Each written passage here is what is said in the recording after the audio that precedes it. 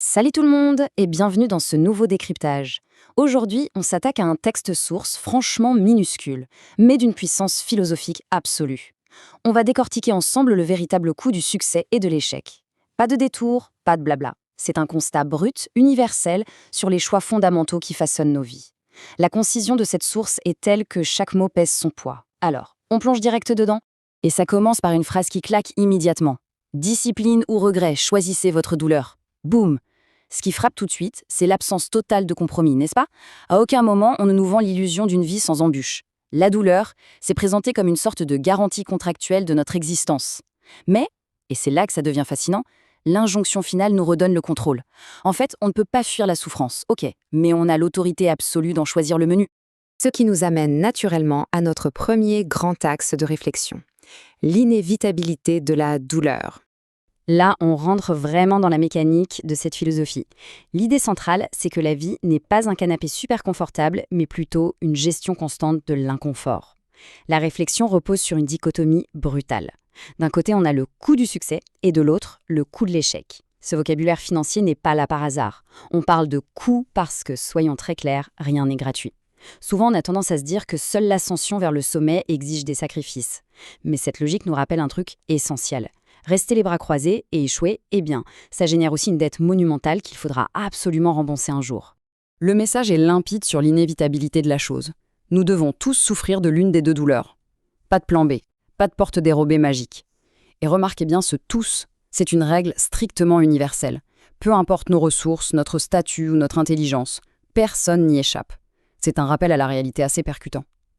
Puisque la souffrance est au programme par défaut pour tout le monde, la seule vraie stratégie intelligente, c'est de sélectionner cette souffrance de façon ultra réfléchie. Du coup, comment fait-on ce choix? Passons à notre deuxième point, le poids des choix. Sur quels critères se base-t-on pour trancher? La source est brillante ici parce qu'elle ne mesure pas la douleur par sa durée ou par l'émotion qu'elle provoque, mais par son poids physique. C'est hyper tangible.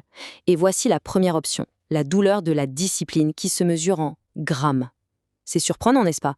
C'est écrit comme quelque chose de léger, de tout à fait gérable. 1 gramme, on ne le sent presque pas au creux de la main. C'est juste l'effort minime de se lever un quart d'heure plus tôt, la petite rigueur de finir ce dossier difficile au lieu de scroller sur son téléphone.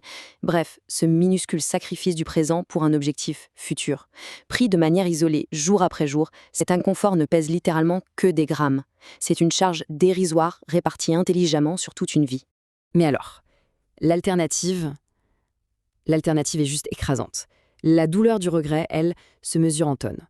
Contrairement à la discipline, c'est un poids colossal, impossible à manœuvrer. 1 tonne, aucun être humain ne peut soulever ça. Le texte utilise cette unité de mesure massive pour bien nous faire comprendre que le regret, ce n'est pas juste un petit « oups » passager. C'est une accumulation silencieuse. Les opportunités ratées, les efforts qu'on n'a pas fournis, les trucs qu'on n'a jamais osé dire, tout ça se compacte dans l'ombre. Et en beau jour, bam, ça vous tombe dessus d'un seul coup et ça vous écrase l'esprit. L'ADN de tout cet argumentaire, c'est vraiment cette différence d'échelle psychologique entre quelques petits grammes et des tonnes entières. Alors, comment se protéger de tout ça? C'est notre troisième point. Éviter la dévastation future. Évidemment, quand on comprend cette disparité gigantesque, on se demande direct comment s'assurer de ne jamais se retrouver aplati sous ce fardeau. La source qu'on analyse ne nous laisse pas en plan avec un simple constat philosophique, elle donne un mécanisme de prévention. La solution? Adopter des disciplines quotidiennes. Et franchement, le mot magique de l'équation ici, c'est quotidienne. En acceptant volontairement de porter quelques grammes d'inconfort tous les jours, on stoppe net l'effet d'accumulation. C'est un vrai système d'entretien. Cette régularité, c'est ce qui permet d'éviter ce que le texte appelle avec force la dévastation future. Le mot est lourd de sens. On ne parle pas de prévenir une petite déception, on parle de dévastation totale causée par ces tonnes de regrets. Ces grammes quotidiens, c'est littéralement notre seul bouclier connu contre cette tragédie. Ce qui nous amène à la fin de cette exploration, avec une pensée qui reste en tête, une question cruciale à se poser, là maintenant, avant même que l'effervescence de la journée ne prenne le dessus, quelle douleur sera choisie aujourd'hui? Ça ramène l'intégralité de cette immense philosophie de l'existence à la plus petite unité de temps possible, l'instant présent. Est-ce qu'on prend le petit fardeau de la discipline, là, tout de suite, ou bien est-ce qu'on signe pour le regret dévastateur dans quelques années? C'est le dilemme ultime de la condition humaine. Un immense merci d'avoir suivi ce décryptage avec nous. Gardez bien cette balance en tête, des grammes ou des tonnes. À vous de voir ce que vous choisissez de porter aujourd'hui.